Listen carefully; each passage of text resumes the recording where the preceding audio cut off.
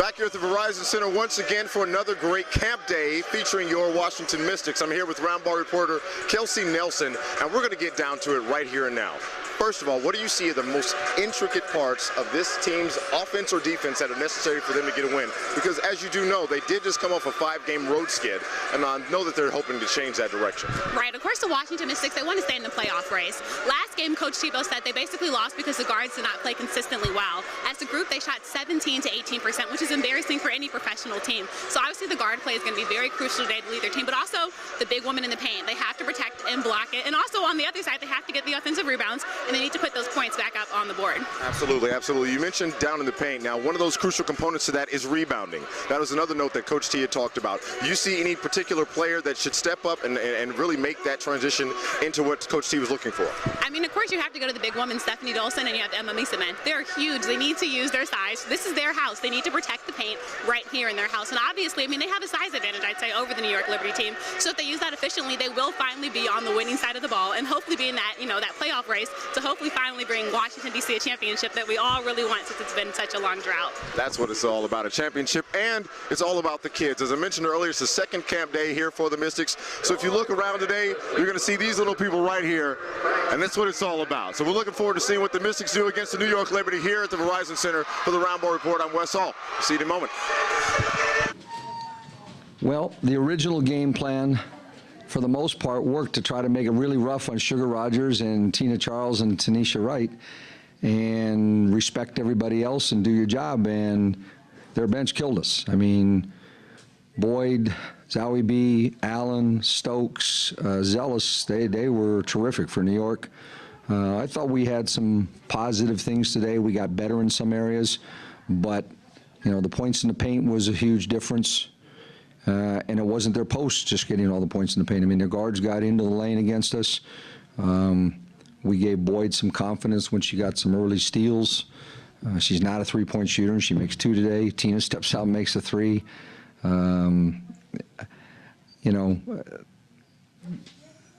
We just we got some hurdles to get over right now. Some may be mental and some may be physical. So it's got to look forward to LA. When you're within a few possessions in the final couple of minutes, is that a case of better offense for New York, or were there some defensive breakdowns when you're I thought, well, let me back up from that. I think some of their offense today came from our, I'll say, mediocre to bad offense. We took some shots that either got blocked or we had a couple turnovers, and we had, some possessions where there were long rebounds, and then we kind of got on our heels. The game was close, and we make a mistake on where to force Boyd, and she gets down the lane and finds Stokes, I think, for a layup. We got called for a foul. There was a big play in front of our bench where they stepped out of bounds and it wasn't seen, and they ended up getting to score out of the play or get a foul out of the play. I think it's a little bit of both. I mean, they hit some really big shots, but we helped them a little bit. In the scouting report, she's in the scouting report. I mean, what she does is make shots. And we talked about you got to run her off the three-point line. And 2 of the shots she made in the first half, there's a loose ball on the floor, and they pick the ball up and find her in the corner while we're scrambling for the loose ball. And then she gets one in transition that we are kind of backpedaling and taking away the layup, and then she's standing in the left corner in front of their bench and makes a 3. I think she had 13 points at halftime, and the only one that was really contested, she took a pull-up jump shot going left, and we just, it wasn't for lack of preparation of knowing what she does or doesn't do. I mean, that's what she does, is make threes. Boyd drives the ball to her right hand. I mean, it's all stuff we know. I don't know if it's, focusing so hard on original game plan that you relax when you do the right things early, and then you let other people come in. I mean, Shavante Zealous and Kia Stokes and Allen and Boyd and Zowie B are all really good players. And, you shouldn't allow them to do what they did today. Like when you've had losing streaks in the past, how do you kind of get your team out of it? You just got to fight your way out of it. I mean, hard work, it doesn't help by who we're playing, but the Olympic break's probably coming at the right time for us in the sense that, we need to get healthy and get our body. We have, about 6 players walking around limping on different injuries right now, and that will help us. And kind of go back to, once we get our little bit of a vacation, then we'll come back and go to training camp again and try to recapture, the good parts of our team and eliminate some of the mistakes we're making. But,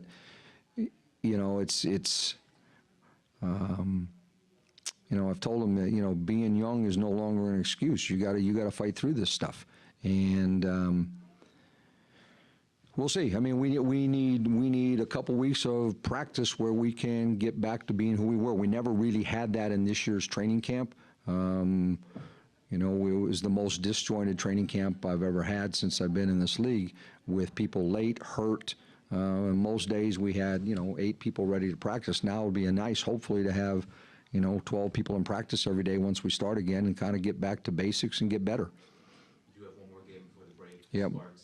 What do you see a team that's that good? What do you kind of have to do? I mean, well, you got to just play as hard as you can and hope that you do the things you do well that day. I mean, in L.A., I thought we played a terrific game against them for about 70% of the game, but their experience and their all-stars kind of took over. I mean, Agumake and Parker and Lavender were all terrific that night. They made shots. Parker made, I think, 3 contested threes that night. Agumake, you're talking about 2 of the MVP candidates. And then Lavender comes off the bench, and she makes every jump shot, it seems. And then they've become what has changed their team besides offense is they've become a better defensive team. Beard, I think, is a candidate for them for Defensive Player of the Year in our league. And Tolliver has been, good all year. They have a great chemistry on their team.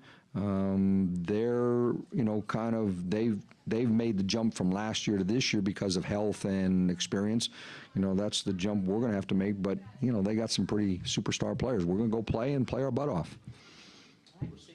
No, go ahead. Anybody else? Did you have one? I was going to say, what was priority 1 as far as the takeaway from today's game that you need to implement? Understanding some of the little things of the game. For example, when you have a play that runs really well and you run it again the next time down or 2 times down from that, you would like to have the same players run it in the same spots on the floor and take the same advantage. And all of a sudden, we call the same play and people have interchanged their spots and they're running it for somebody else. And that's kind of like, that's the young part of our team still. That's where it shows up in that kind of stuff. And so I would like us to take away that, you got to be exact about, details when you have things going right. You got to replicate that as many times as you can. Made big shots. I mean, we had good rotations, good help defense, and unlucky with we left the person open, who we wanted to shoot, and they just made, big shots at the end. And, when you have a good team like that, you can't let them get that lead. And once they had it, it's hard to come back. Did a good job on most of their starters, but their bench kind of really hurt you. How were they getting open, or was it some breakdowns defensively? Or? I don't know. No, I mean, we focus so much on a scouting report, and we do a good job with scouting reports. And we did a great job with our starting 5 and with Tina and Sugar, but just maybe focusing too much on that and not paying enough attention to their bench, and they came out swinging. And when you're in a losing streak like this. Here with New York Liberty player Miss Win Cash. It's your last year. How big was today's win since your team is leading the East for the playoff race? I thought today's one was very big. I thought that we brought a lot of energy collectively. I was really excited to see our bench come in, and with the production that they had, really put us in a position to win the game. And seeing that this game is right before the Olympic break, how do you think this places your team for that, hopefully that nice playoff race that you guys will have? Well, we mentally didn't want to go to the break before the break happened, so we really were focused on this game, and then we have a back-to-back tomorrow with Indiana. So it's important to finish strong for us, and so we're happy to get this win, and we move on tomorrow to go home against Indiana. And since this is your last season, how do you want to be most remembered by all your fans? Well, I hope the fans can remember, obviously, the high points, and it's great to win championships and get recognition, but I hope overall they can remember what I've tried to give to the game, and that's a legacy that it's important for us to continue to grow this league and the team so that for the young girls that are coming behind us. So at the end of the day, I hope that people remember just as much as I try to do on that end as they do on the court. Great, perfect. Thank you so much. Back here at the Verizon Center for the second annual Kids Day game for the Washington Mystics. Unfortunately, today started off with joy, but it did end in sorrow as the Washington Mystics dropped another big game today to the New York Liberty, 88-81. I mean, Wes, they needed this game. They hadn't won in 2 weeks. They lost every game on their road trip. How big was today's loss? This was a big loss, but it didn't sink the Titanic, if I could use that metaphor. Coming off, like I said, the 5-game skid that we had mentioned, this leads to 6. However, going up against a team like the LA Sparks on Friday, this game can do one of two things. It can either make or break you, and I think from the energy that we saw from the players towards the end of the game, this isn't one that can break them. There still is hope. There's still an opportunity for redemption, so I'm looking forward to seeing what they do on Friday. And you mentioned the LA Sparks, but they are 20-2, so they're playing literally the best team in the WNBA. What do the Mystics need to do that you didn't see today to beat that team and hopefully, enter the Olympic break on a positive note? Well, according to Coach T, it's about details, whether it be personnel running the offense, as far as how the offense even rolls out, per se. Also, we talked about this at the beginning of the day, defense. Inside post position, rebounding, getting back to the fundamentals of the game. Those little details make a huge difference, and that's what I think they're going to have to focus on moving forward. Perfect. You heard it here first. I'm Kelsey Nelson, joined by Wes Hall, and we're hoping that the Mystics will win their game Friday before the Olympic break. But stay tuned for more. Now back to the studios.